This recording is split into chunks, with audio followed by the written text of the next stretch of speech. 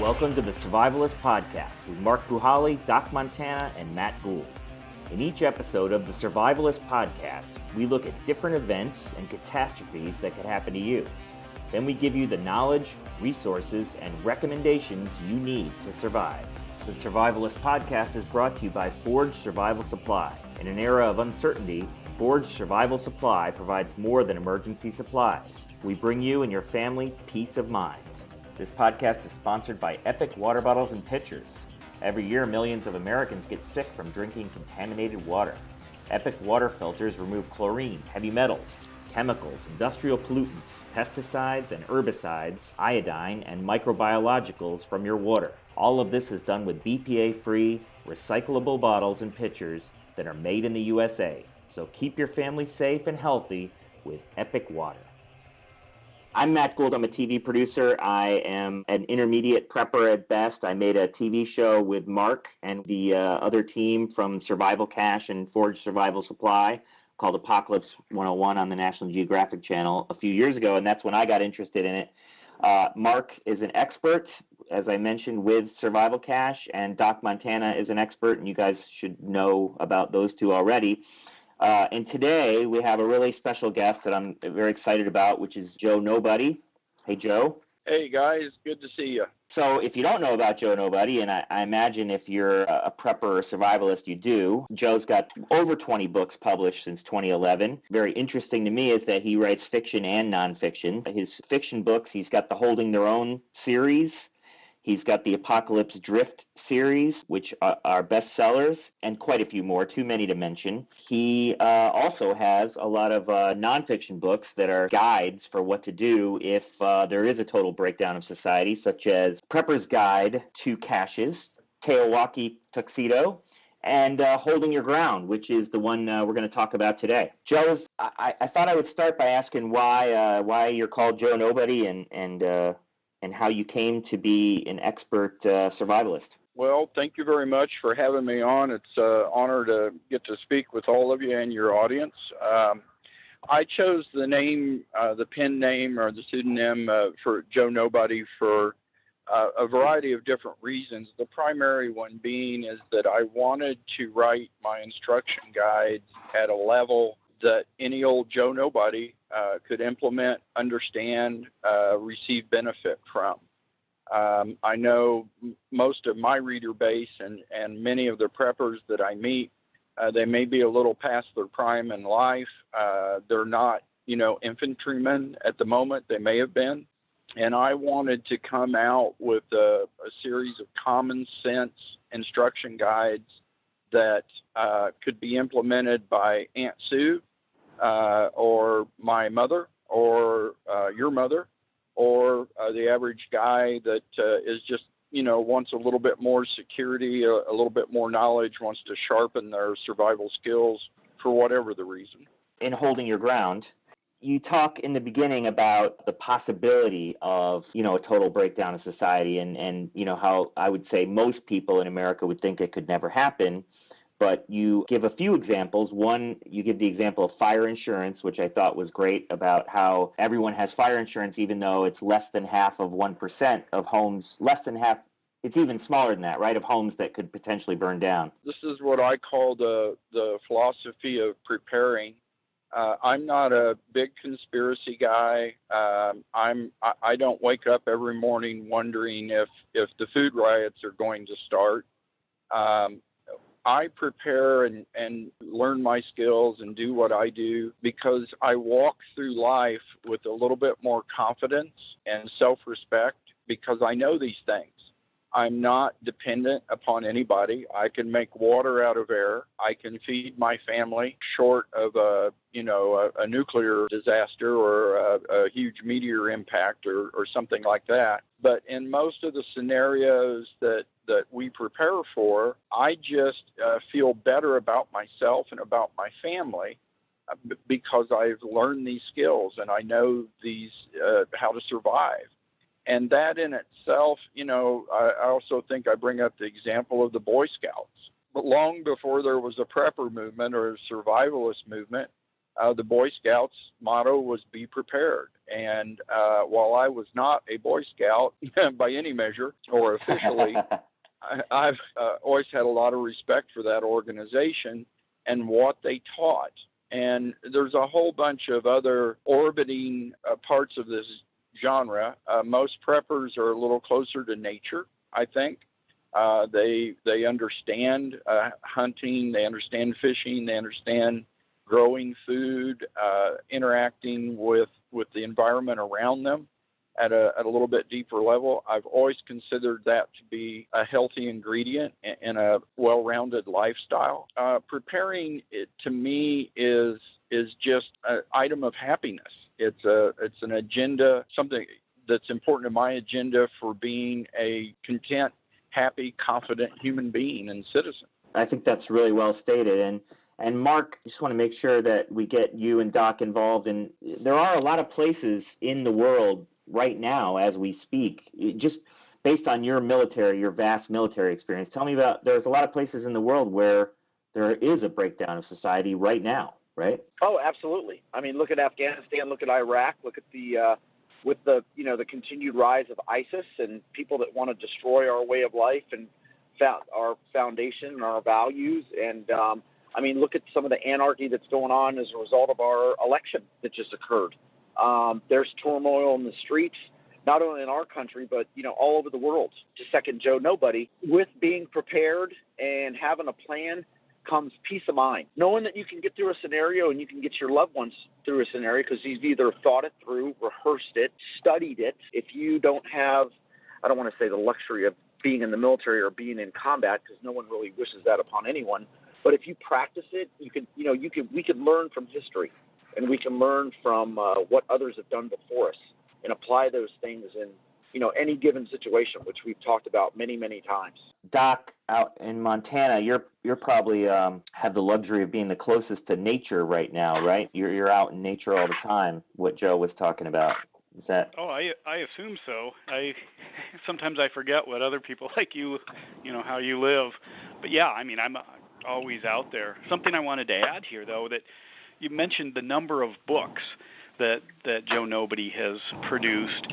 We also run multiple websites and now this podcast. And I guess there's not only the being prepared, but it seems like we've entered a new level where we want to make sure that message gets out and the fundamental skills are shared across society as much as possible, because we aren't going down this road alone. We're going to have to, rely on a lot of other people.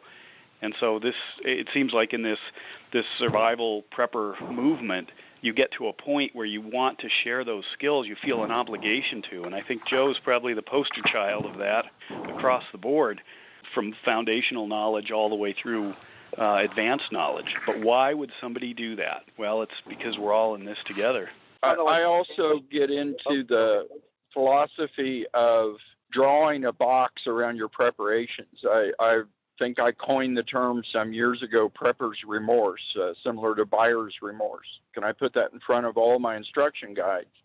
I draw a box around my preparations. I don't do any preps that I wouldn't do otherwise. I always make sure that there is a dual purpose to what I'm learning, what I'm investing in, what I spend my precious time and money on. I love to hunt. I love to shoot. Even if I did not have the background that I have, I would probably be a plinker or a pretty serious target shooter. Firearms, security, being able to hunt for food, given an event, that's a dual purpose. I love to camp. I love to hike. Those are all activities that are recreational. They're fun. They're educational. I would do them anyway, even if I'd never heard of being a prepper or had zero concerns about the future. So that dual purpose of your time and investment is something I think a lot of people lose track of as they start looking to the future with an eye of, it wouldn't hurt to have the fire alarm in my house. It wouldn't hurt to know how to filter water or to gather what plants are edible in my region, or how to, go to the range a couple of times a month and be able to defend myself if the worst case scenario ever happened. And I always like to make sure that point is brought out, is made clear to everybody. It's not a life-altering philosophy. It is a life-enhancing philosophy. So holding your ground is mainly about security, and a lot of people who are preparing probably don't think about security first, but what you say is you can have all of the food and medical supplies in the world, and it won't do you a bit of good if someone comes and takes them from you. Security has to be the first priority. I've always believed that. I know that particular quote, there's been quite a bit of debate over the years on that, Maslow's hierarchy and all of that. But I have been in enough countries, I've seen enough situations in war zones and where society has collapsed. I call them wolves now.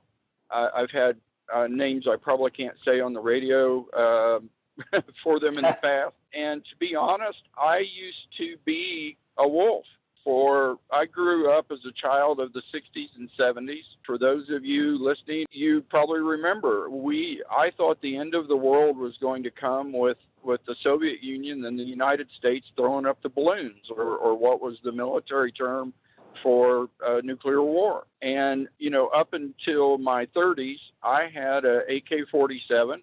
I had 1,000 rounds of ammo and a couple of milk jugs full of water in my trunk. And that was my bug-out bag. And my philosophy was, I'm young, I'm strong, I'm well-trained, I'm invincible, at least, I thought I was. If the worst-case scenario does happen, I will go take what I want.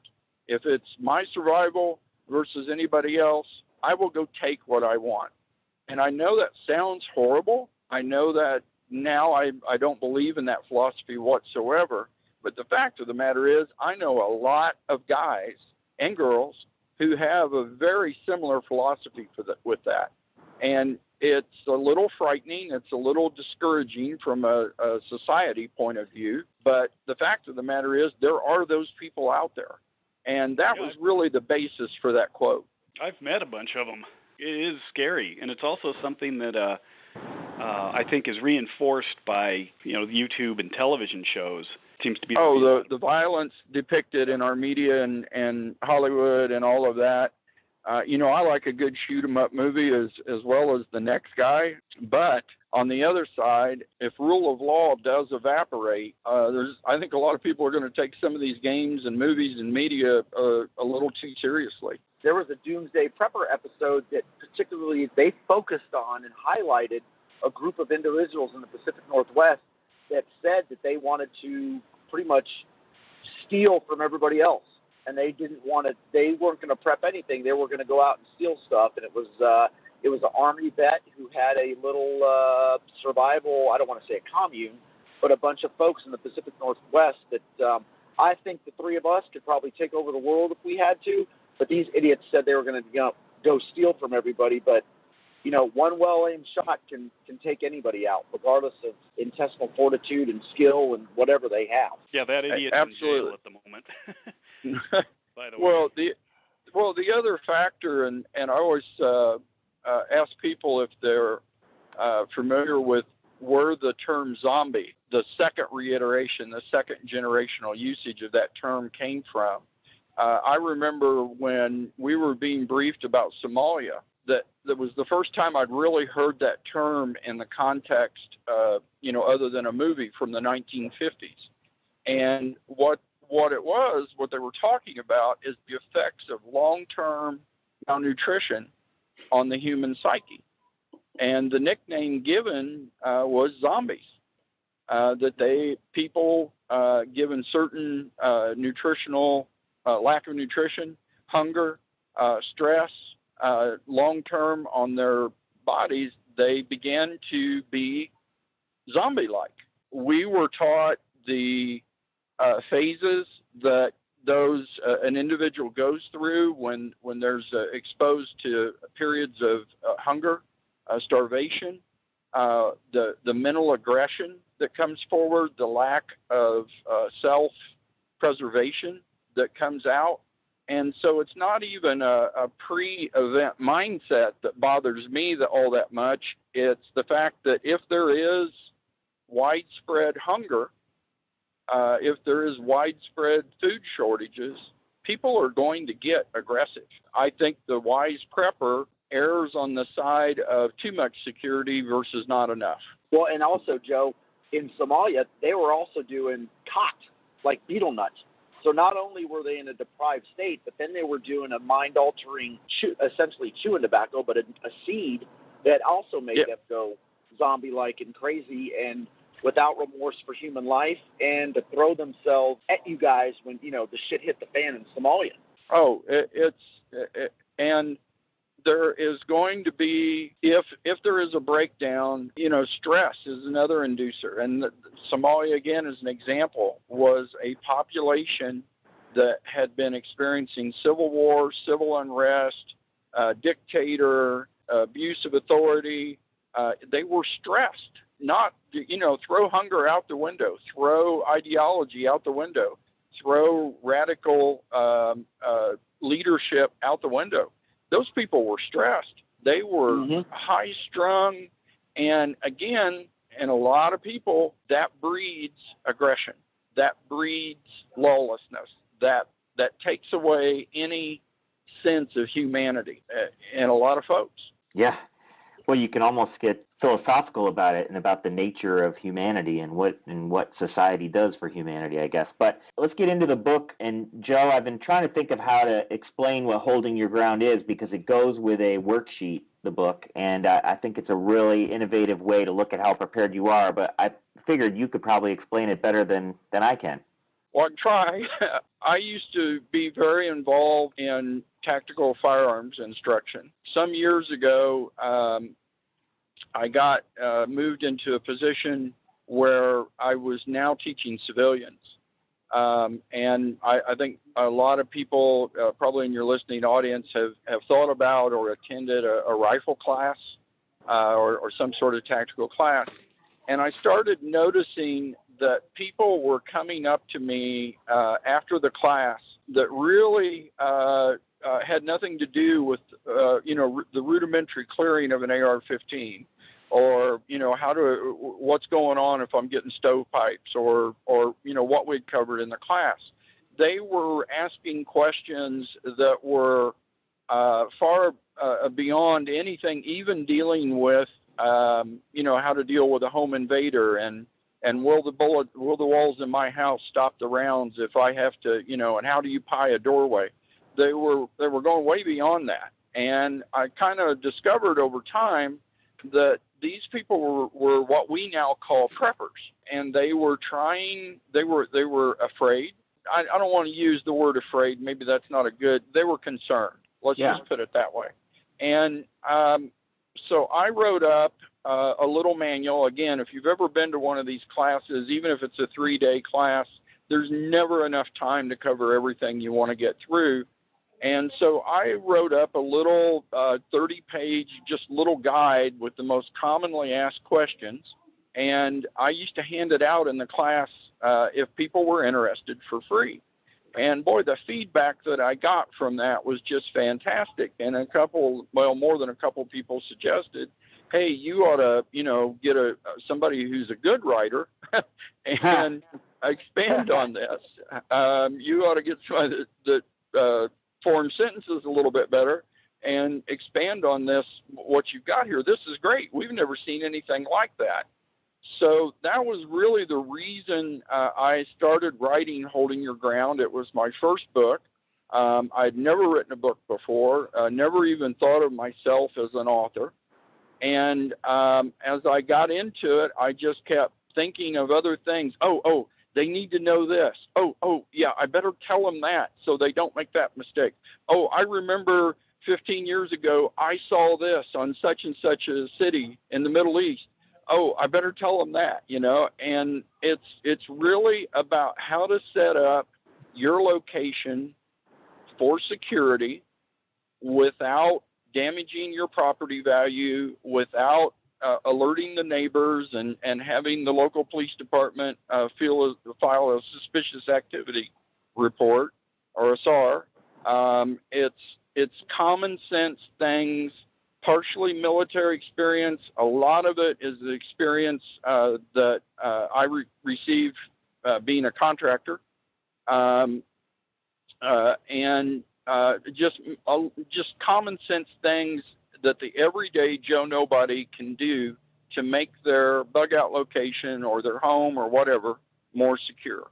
And you have a really innovative way of doing this, right? With a location defense worksheet. Yeah, we wanted to, the military always has readiness algorithms. Nowadays they're computer based, where they take a whole variety of factors from morale to the number of unit members who have completed X training level, to the scores from recent exercises, and they pile all this in, and they oftentimes they refer to it as a readiness report or a readiness rating. Yeah. And so I wanted to create something similar to that the average Joe Nobody could go out and say, okay, we're going to have 5 people in our group if it all goes to hell, and 2 of them have military experience. One of them is a small engine mechanic, and one of them's a nurse. And okay, that sounds like a pretty good group to me. How strong is that? I wanted something where they could say, we've got to defend 14 acres in a low population density area with those 5 people. How reasonable is that? And I also wanted the spreadsheet to point the areas of improvement. You have no medical knowledge. You don't even have anybody that's taken a first aid course in your group. Well, that's a weakness. You need to do something to address that to get your rating up.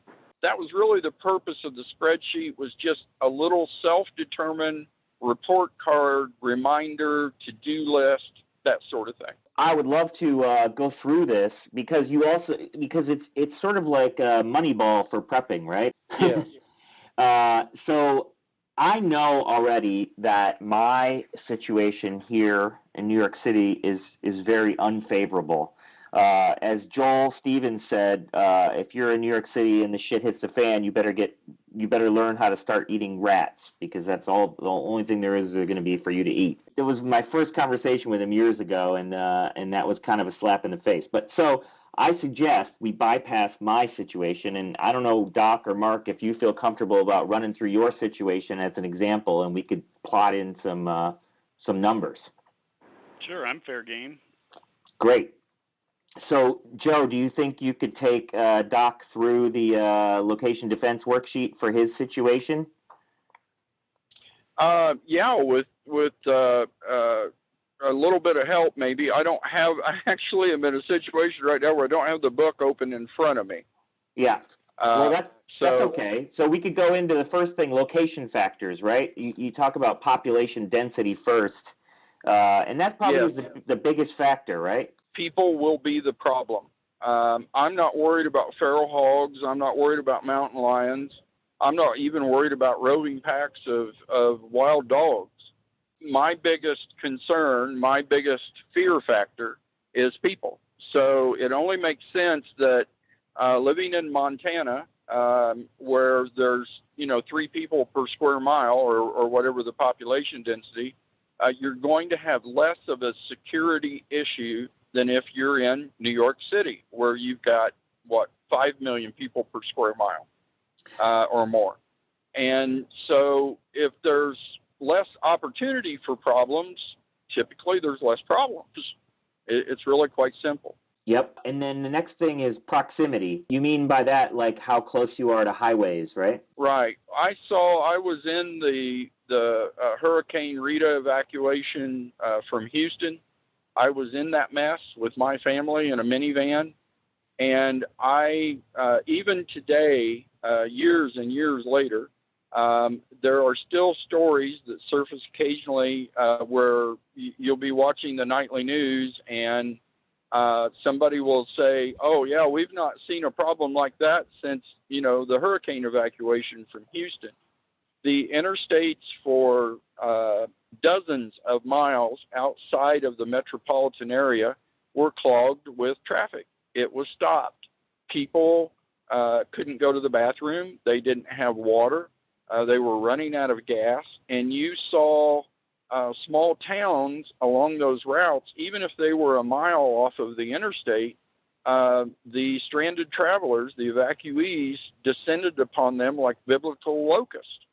And I remember we managed to work down the feeder and get to a gas station, and I didn't even need gas. I fortunately had filled up, but the kids were hungry. We wanted to go to the bathroom, and I remember walking in this gas station, and it was literally bare shelves. I mean, nothing. And this was a town 40 miles outside of Houston. So if you take that experience into account, your proximity to a major evacuation artery is a factor of your security. If you're 20 miles from the nearest interstate or 100 miles from the nearest interstate, then you probably don't have as much of a worry as if you live in a small town that's got a big exit off of I-10 or whatever. The interstate, if I go 100 miles, I'd have to go 100 miles east to get to the next city of any size, or 200 miles west to get to the next city of any size, and that would be Spokane on the west and Butte, Montana on the east, and neither one of them is probably going to put up much of a fight, as far as people. Otherwise, it's just mountains and empty roads, even though it's the interstate. Yeah, he would have a very good rating with the population density and the lack of proximity, and there's other factors which we'll go into, but so far you're doing great on the rating versus, again, you in New York City, Matt, you got interstate. I mean, they're probably pretty close. Yeah. Oh, I was thinking, well, I actually live in New Jersey, just a bit outside of New York. My population density, I looked it up, when I was reading your book, is about 4,000 people per square mile. So that's pretty dense, I think, right? And there's 4 major interstates within 2 miles of my house. There's only one interstate on this side of Montana. That's it. So mine's going to be a very poor score, right? Well, actually, yes. I've wondered about it because it's also a constriction point if you're traveling, so it would be easy to block off a bridge or something, and then you've stopped all coastal traffic headed east. There's no other way around this without going small surface roads.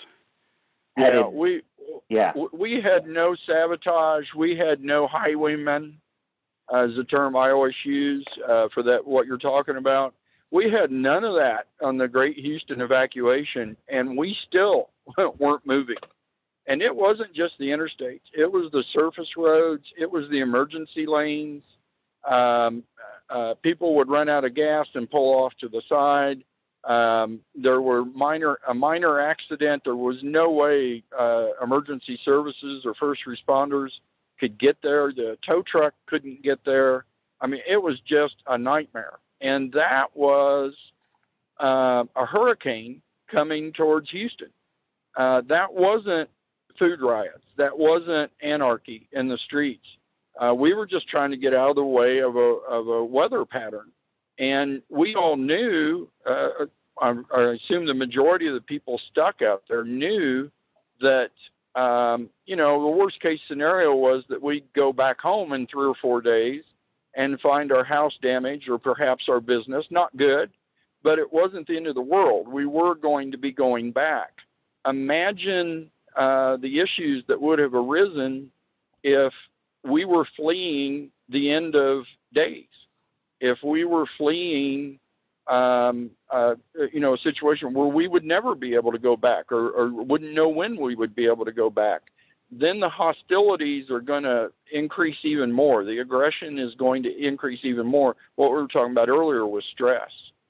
So the proximity to evacuation routes, to major interstates, to major roadways, I've always considered that a significant security factor when thinking about my bug out location or where I would be hunkered down. Yeah, and what's interesting is it's kind of counterintuitive for me, thinking that it would be good to have an evacuation route. Well, if you were evacuating, yeah, obviously, but again, we're for the location. We're doing a defense rating of the location where you plan to ride it out, be it your home or be it, your remote cabin or whatever. I understand. But also the lesson, I think, from Houston is that the evacuation routes, one accident, one problem, and it's all over, and it's not going to work anymore. Yeah, or what I think about here is it's one person with a chainsaw and a hunting rifle could pretty much shut down the interstate system. Oh, yeah. Drop a few trees, which are right there next to the highway, and then just keep people at bay, and that's the end. Oh, how many times did you see that in Iraq? One IED didn't even have to be a big one, and every street for 5 miles in any direction. Nobody wants to travel. The MPs or the military is got things shut down. Everybody's freaking out. So you're right. If I block the lanes and I snipe a couple times at the guys trying to drag the logs out of the way so that they can get home, and how soon can the police get there with a SWAT team? They aren't going to show up.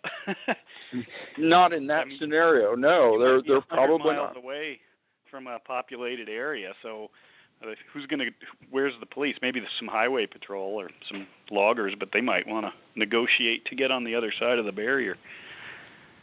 Right. I'm just saying there's an enormous bit of power when you're that isolated. It's not hard. I know a lot of guys who could drop an interstate bridge, the overpasses or an underpass with just a couple pieces of deck cord. Some of, at least where I live, some of the overpass bridges probably wouldn't be that hard to knock them down, just with the right piece of heavy equipment. That's why that factor is in there. And that's why I think so many preppers want to get to their bug out location that's out of a densely populated area where they've got some land, where they can plant their garden, where they can hunt, where there's a water source, and they want to get there early before the masses start trying to leave the cities. The next part of the Survivalist podcast is brought to you by the Perry Blade Survival Knife, designed by SAS legend Mel Perry. For more information, visit perryblade.com. That's Perry, P-A-R-R-Y, blade.com. So next we have, I think we maybe need to pick up the pace a little bit. So we got physical area, we got visibility, and we got high ground. Can you talk a bit about those three, Joe? Sure. Those are basic military tactics that have made sense since we all started throwing rocks at each other as human beings. Visibility is your worst enemy in any defensive situation, and really any situation, is surprise. I'm sure you guys are kind of like me. You've been shot at a few times. You've had your share of encounters, violent encounters, and still today, if I'm surprised, if I'm taken by surprise, my brain, I'm a human being, I'm wired a certain way. It takes it so long to react, 3/4 of a second or a second or whatever. You've got a heart rate, you've got an adrenaline dump, you've got all of these things going on inside of your system. And if there's more than one of you, i.e. a group that's defending a location, the lack of communication, the shock and awe of it is something that can be devastating. I don't care how brave you are. I don't care how good of a shooter you are. I don't care if you've got belt-fed weapons on the perimeter. If you're surprised, it takes you longer to react, and that reaction will not be as effective. So going to the high ground, getting visibility, getting open areas where no one can sneak up on you, that's very important. And then the reverse side of that is that if people can't see you, if you're hiding in plain sight, then they're not going to bother you. Most people don't attack or assault something they can't see. So that becomes a factor as well in rating your defensive location. Yeah, well, Doc, I want to hear from you, but I remember that was a big section of the book about whether to hide in plain sight or whether to be project strength, I guess, in terms of your defense, right? Yes. So what is your plan, Doc? Well, we've got two ways, well, multiple ways to get to what I consider our bug out location. And it's not on high ground. It does have quite good visibility, but what it also is there's enough stuff in between it as far as other locations along the way. Literally, it's about 100 miles from where I usually live, or 40 if I want to walk, because then I can go right down a mountain ridge towards Canada. But honestly, I think it would put off what I'm kind of hoping for is it would be so far down the road. There would be so many other indicators along the way that would give away any marauders' positions. Kind of like if you were working through a neighborhood and you're the last house. You know, you really have to not know what's going on in order for anyone to sneak up that close, because they certainly aren't going to start at the back and work forward because they're essentially trapped.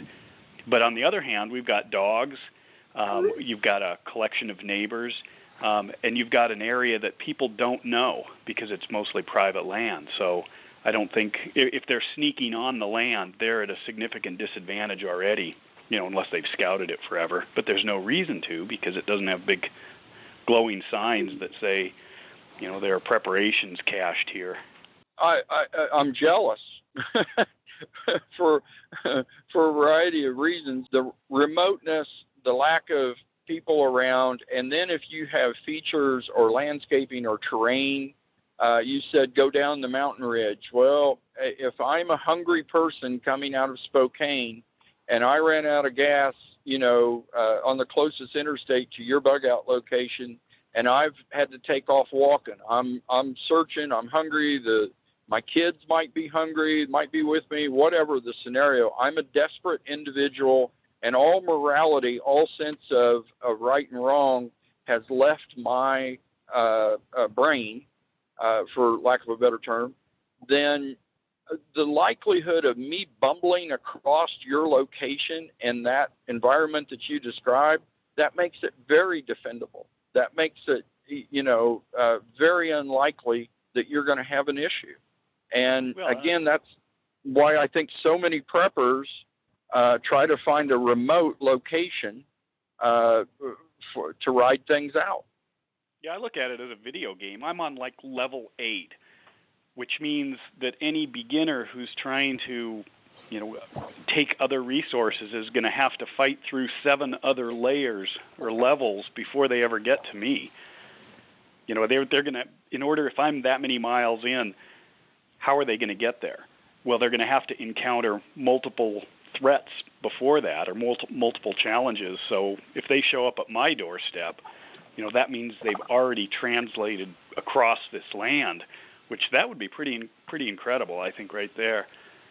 Yeah, and anybody that does, go ahead. That goes with going back to military terminology of keeping your place off of what we call natural lines of drift. And like you just said, Joe, am I going to walk up a mountain to get food if I'm starving, or am I going to take the easy route? And then, Doc, like what you're saying, and what you mentioned in the book, you know, between an active passive defense, but having a defense in depth, like multiple layers, which you explained very well in the book, to protect yourself or provide early warning or kill someone if need be, have, you know, fighting areas, etc. I know we're kind of jumping ahead a little bit, but I mean, everything that's explained in the book, I mean, you guys are mentioning that, you know, your place should be easily defendable. You should have egress routes. You should be able to not walk up on it immediately because it's not natural to walk to your position. It offers some type of cover, some type of concealment. The layman, they're not going to walk to the middle of the Texas Hill Country and or the middle of Montana to go, let's go look at that mountaintop to see if we can find some chow. That's an unlikely scenario. It was part of your concept of moving to Montana so that you could be prepared? Well, I moved here because my parents moved here, and they wanted, not necessarily prepared, but I realized they always were. What's interesting, and that's kind of how I got involved in all this, is I have no memories of not doing any of this. I have no memories of being a kid without guns. It just was like a bicycle. Actually, I do remember the first bicycle. I don't remember the first gun. And so that's just how we were raised. We were always doing these things. So it's now that I apply more of a strategic look and a sort of an apocalyptic theme across all of this, you start to realize, okay, it's already put us up quite a bit because all of the things everyone else is learning have been our lifestyle, and now we're moving forward to securing that if there is something bad. But stuff happens here. I mean, we get storms and isolation and fires, and you just learn to roll with a lot of it. So then you're prepared. You have to solo for a month. You're prepared. So sometimes I look at the 3-day hurricane kits and think, that's it? You don't need anything. Yeah. I always like to tell people very similar thing. I lived with my grandparents quite a bit as a lad, and they were survivors of the Great Depression. While they were financially, middle class, upper middle class, and very successful, hardworking people, they always had a garden. They had chickens. We butchered beef. I, learned how to hoe weeds out of a bean row by the time I could pick up a hoe. My grandmother, even though she didn't need to, canned. They actually preferred canned vegetables and canned fruit over store-bought canned. And that's how I grew up. I wondered, Joe, if you'd talk specifically about hiding in plain sight in the suburbs. First of all, I always recommend, in 95% of the people that I talk to and meet and have this discussion about their location, the passive defense, the hiding in plain sight, is always the better option. If you're a member of a large group in a remote location with a large cache of food or supplies or medicines or whatever, then you can go with the aggressive defensive posture. Then you can go with the guard towers and the patrols and all of that stuff and try to scare people away. So in an urban environment like you're talking about, or a higher population density, hiding in plain sight is really being able to camouflage your daily activities. We get into light discipline. I told a training class one time, if I'm a desperado, if I'm out looking for someone to loot or to take away their supplies so I can survive, I'm going to climb up a water tower or a telephone pole or a tall tree. I'm going to get high at night, and I'm going to look for light because where there's light, there's people. And if there's people still surviving, they're surviving on something. And that's how I'm going to find my targets. In an urban environment, being able to block out your windows, securing a renewable water source, securing a renewable food source. And on a lot of these topics, by the way, I don't have a really good answer. If you live in a high-rise apartment building, I'm not really sure how much you can do. I always admit fully my full-time residence outside of Houston is undefendable. I can't stay there. There's too many people. I don't have a renewable food source. My yard isn't big enough to plant a garden. Even if I did plant a garden, it would be a big neon sign pointing to the fact that, hey, there's somebody with food that lives here. I can't defend, and I can't survive on that site. Now, other people may have, obviously different circumstances in a different environment, but light discipline, noise discipline, being able to gather your food and water to take care of your sewage is something a lot of people forget about. Being able to do all of that with minimum exposure. Learn to navigate at night without a flashlight. Learn your area and what are the most concealed routes. Maybe there's a river nearby that you can get water out of to boil. Learn the most concealed routes to the edge of that water to, do that. The other thing, too, is if you do need transportation, don't forget about a bicycle. We as adults often don't think about bicycles. And a matter of fact, I'm writing a series right now where that's how the protagonist is crossing the country, is on a bicycle. You know, trails. Yes. Yeah. And you know, the North Vietnamese moved armies using bicycles through the jungle. Don't underestimate that. Yeah. And Mark, what about some defensive kind of weaponry? You can talk about like a lot of stuff that that Joe has in his book, with very good tables of different type of weapon systems, with cost, with range, with ammo.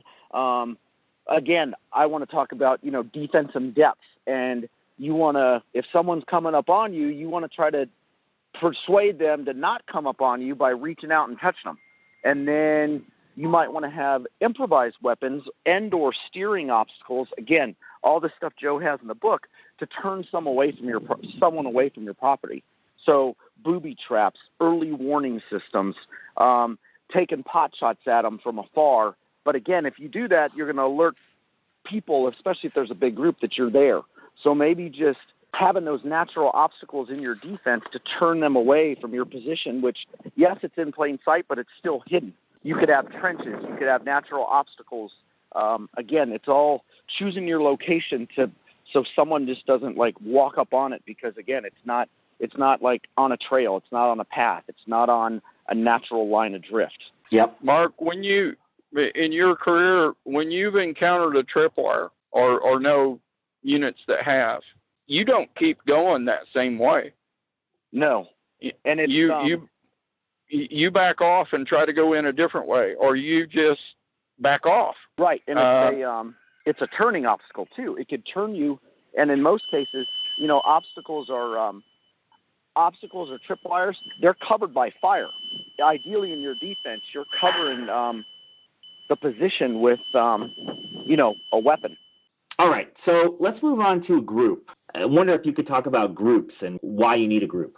The old adage that there is security in numbers, you know, that applies both to people, personnel, and resources. A larger group with a diverse skill set, not only for security, but for survival in general, probably has a better chance. Now, I always caution people that a larger group does increase your exposure on several different levels. For example, a survival group of 20 people are going to have more campfires. They're going to generate more smoke. They're going to generate more noise. They're going to require more food. There's always the problem of command structure if a disagreement breaks out, you know, and internal strife, internal anarchy breaking out if things get really bad. So a group's not a panacea. A large group's not a panacea. It's not the answer for everything. The other thing that I've always worried about is, can people make it to the bug out location? If all my planning and all of my resources and analysis is that there will be a group of 20 of us to hold this ranch out in the hill country, well, what happens if only 5 of us can show up? What happens if only 5 of us, quote, make it out, unquote? A group's not the answer to everything. Again, the smaller your group, probably the more you should be thinking about and investing in hiding in plain sight. The more you should be dusting up on your camouflage skills, both for yourself and your home.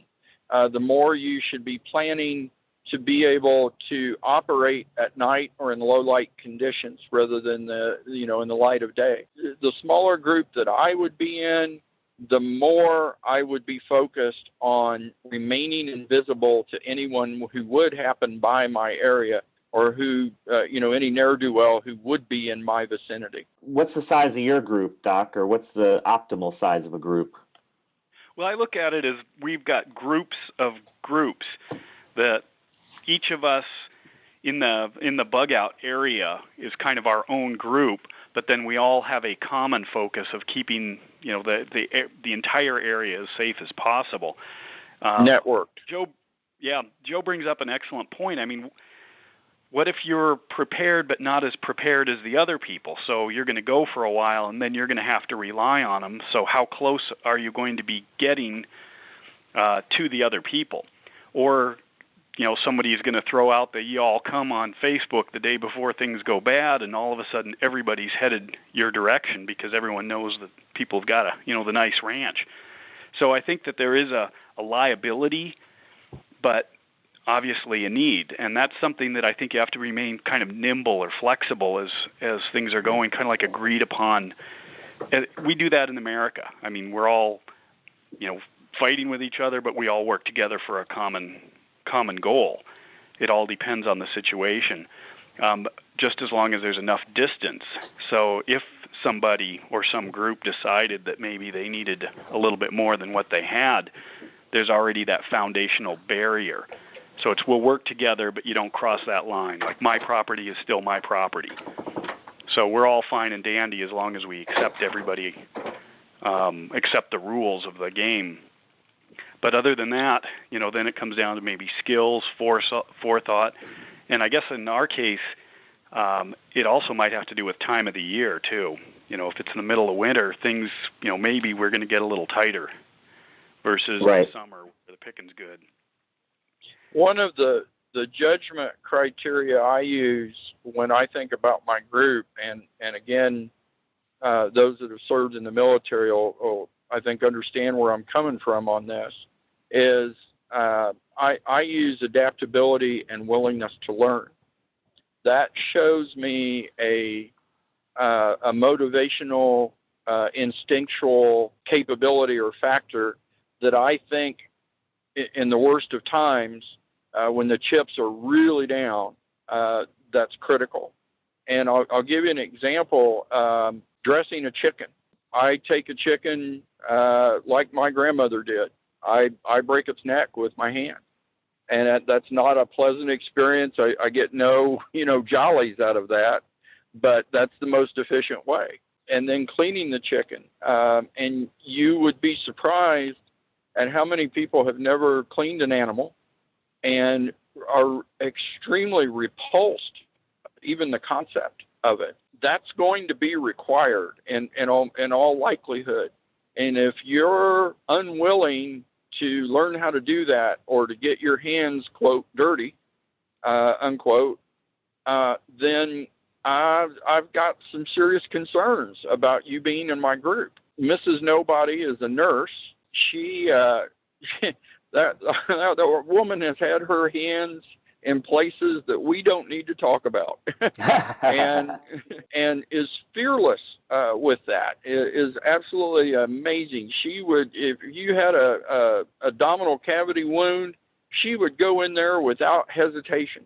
So that type of a willingness to adapt, to overcome the luxuries that we've had in modern life, that's always an important part of how I judge people for being in a group. And just as a little aside, as a little hint. Yeah, I love that. I mean, but you still need some skills too, right? Like, I think some of the repulsion at dressing an animal would probably go away if you're starving, right? But if you don't know how to do it, that's another issue, right? Yeah, that's why so many folks have caches of books. I got to be honest with you. I know the edible plants around my primary bug out location.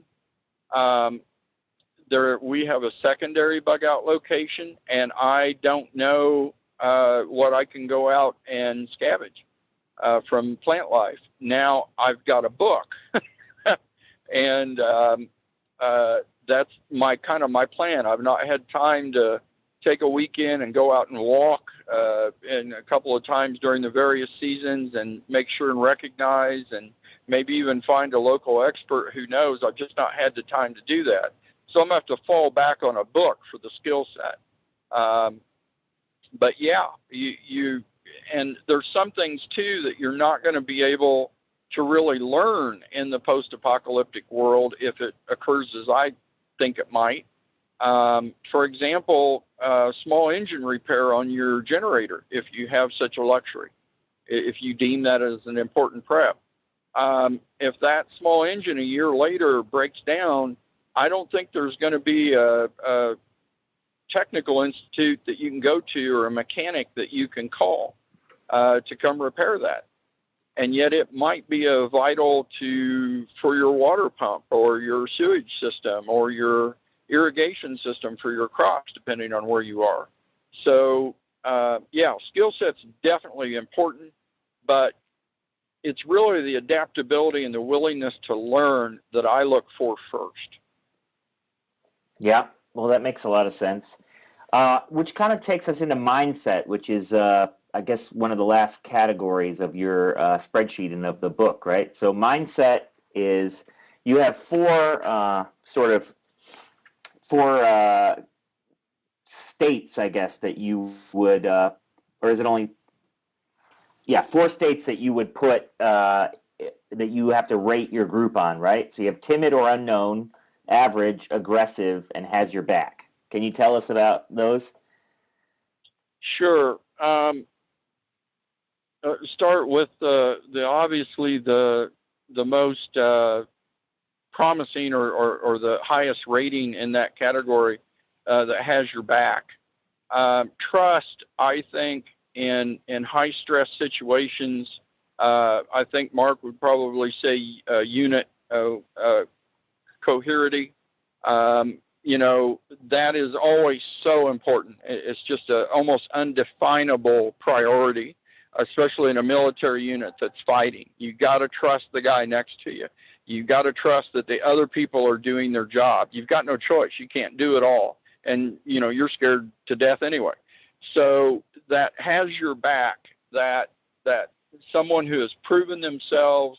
Again, I speak to Mrs. Nobody. I've seen her at work in disastrous situations. I've seen her when the kids have had a rather nasty accident. I know where her head and where her heart is. And so there is not only the trust factor, I know she will come through. I just know it. And I hope she knows the same thing about me. And that is the best rating that I can give for anybody in my group. And then you just go down from there to the timid unknown.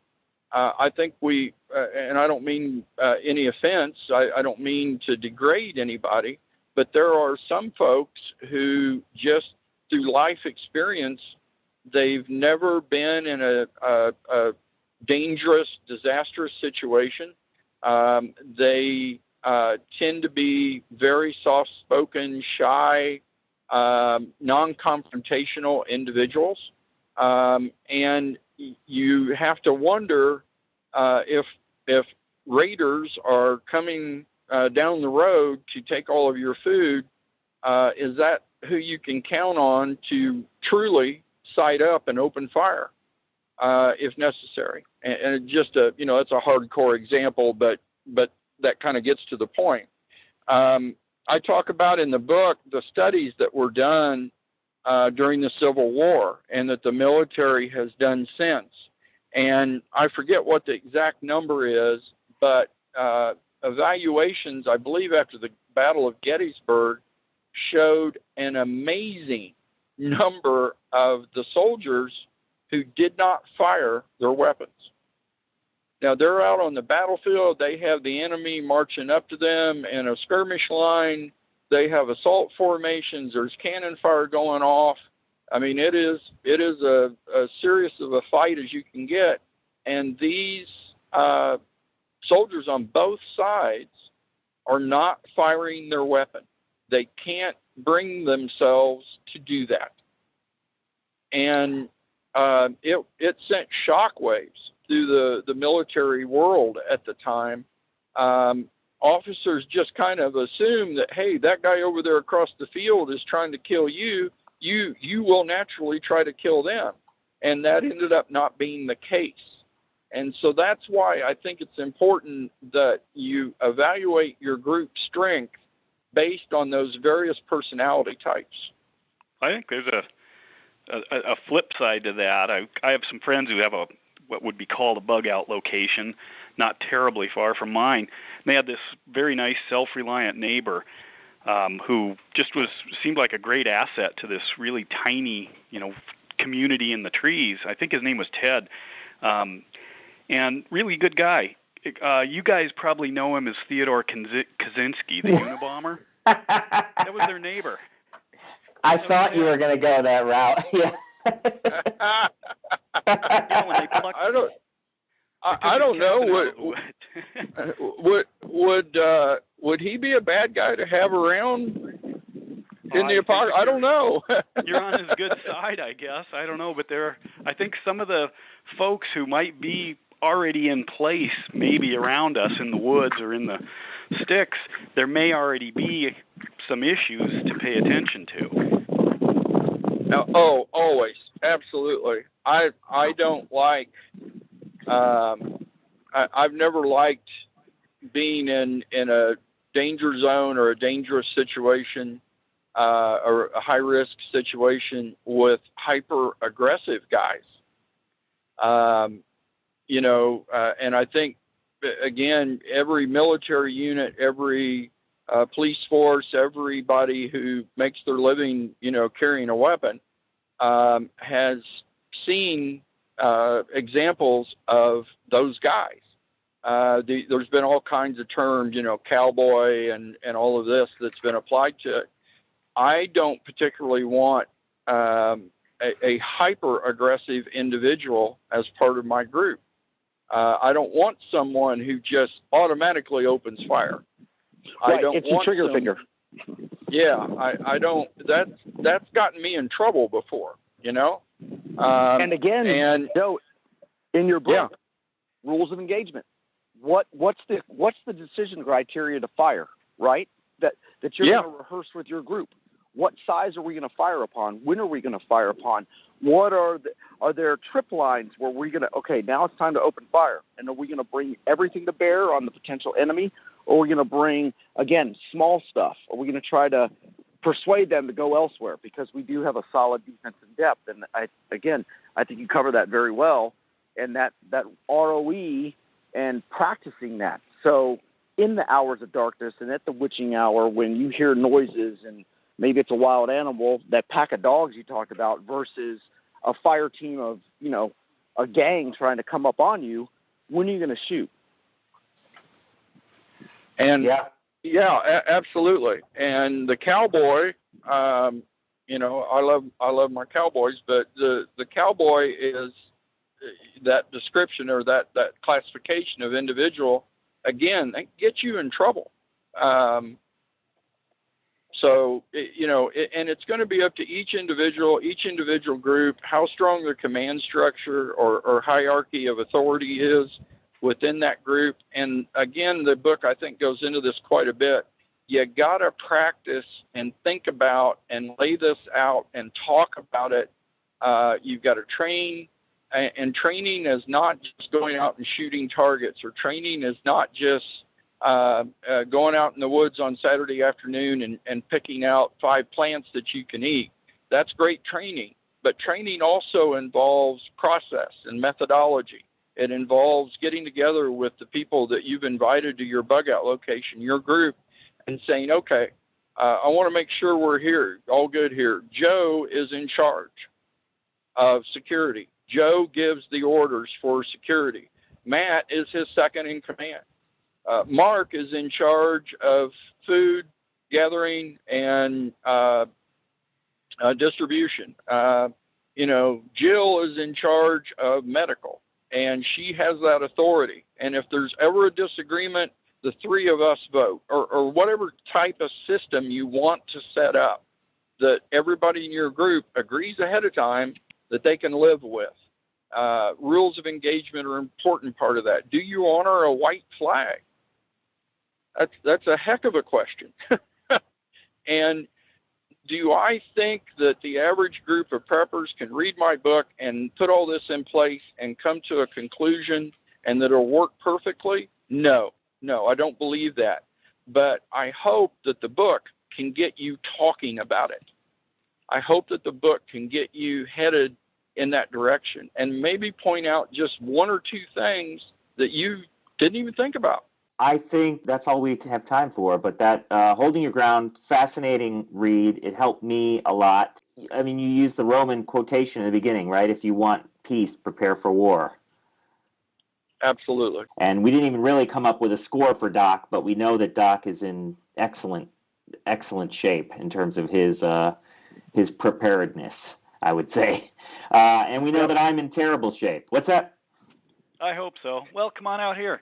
I'll give you a passcode, and you can just say the word, and we won't shoot. Yeah, but Matt, think about your environment, but here's the key, is that you're thinking about it. You're thinking about it. You're trying to learn more about it. And that's, like Doc said at the beginning, that's what we're trying to do with our podcast, with our information on our websites, with Joe's writing. We're trying to create awareness and create, the worst thing you can do is be let down if you're prepared.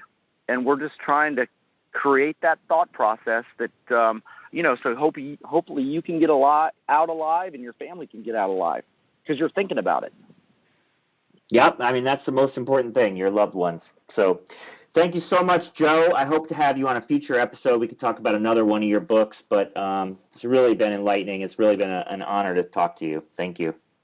Well, thank you guys very much, and I'll be glad to come back. I really enjoyed this, and the bottom line is if we just helped one person out there, we all did a good thing today. You've been listening to the Survivalist Podcast with Mark Buhali, Doc Montana, and Matt Gould. Brought to you by Survival Cash, Forge Survival Supply, Epic Water Bottles and Filters, and the Perry Blade. Please visit our website, thesurvivalistpodcast.com, for more information.